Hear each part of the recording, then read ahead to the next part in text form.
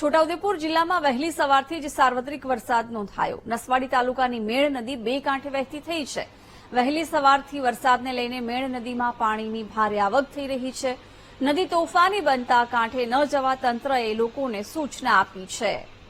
સતત વરસાદને કારણે મેળ નદી બે કાંઠે વહેતી થઈ છે। વિગતો સાથે સંવાદદાતા મહેશ જોડાયા છે।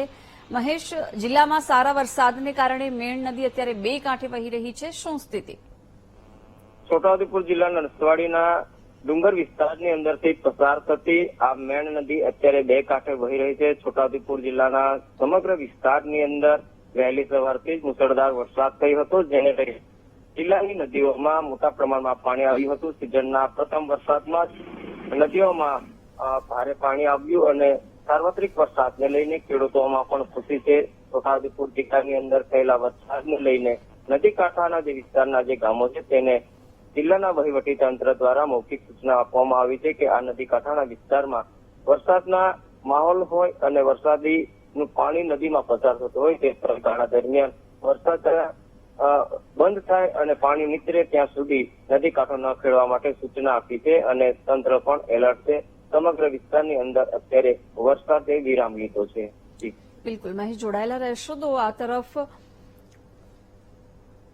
ઉપરવાસમાં વરસાદને પગલે છોટાઉદેપુરની નદીઓમાં પૂરની સ્થિતિ છે। છોટાઉદેપુરના ક્વાંટની કરા નદીમાં પૂર આવ્યું છે। ઉપરવાસમાંથી નદીમાં આવેલા પાણીને લઈને નદીઓના જળસ્તરમાં ભયજનક વધારો થઈ રહ્યો છે।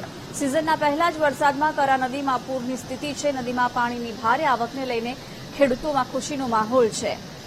મહેશ, હાલમાં કરા નદીને લઈને શું સ્થિતિ છે?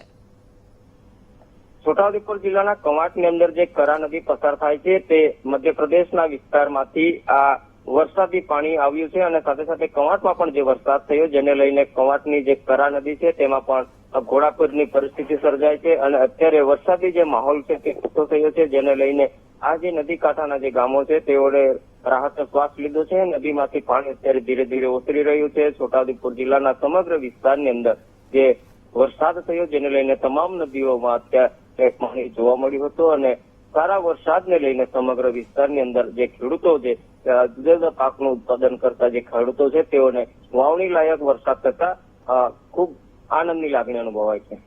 બિલકુલ મહેશ, છોટાઉદેપુરના સમગ્ર જિલ્લાની વાત કરીએ તો અત્યાર સુધી કેવો વરસાદ રહ્યો છે અને શું આગાહી છે?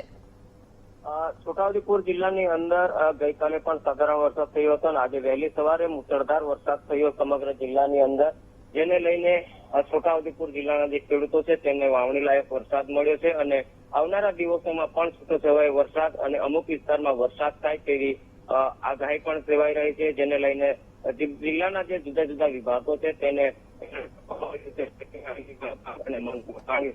અન્ય જે વિભાગો છે તેઓને સૂચના આપવામાં આવી જે પરિસ્થિતિ વિકટ બને તે પહેલા તંત્ર કેવી રીતે પહોંચી વળે તે પ્રકારની વહીવટી તંત્ર દ્વારા તમામ પ્રકારની તૈયારીઓ કરી દેવામાં આવી છે। જી બિલકુલ મહેશ, આભાર જાણકારી આપવા બદલ। તો છોટાઉદેપુરની નદીઓમાં પૂર જેવી સ્થિતિ છે। પ્રથમ વરસાદમાં જ કરા નદીમાં પૂર આવ્યું છે। ક્વાંટની કરા નદીમાં પૂર જેવી સ્થિતિ છે તો બીજી તરફ મેણ નદી પણ બંને કાંઠે વહેતી થઈ છે। કાંઠા વિસ્તારમાં ન જવા માટે લોકોને સૂચના અપાઈ છે।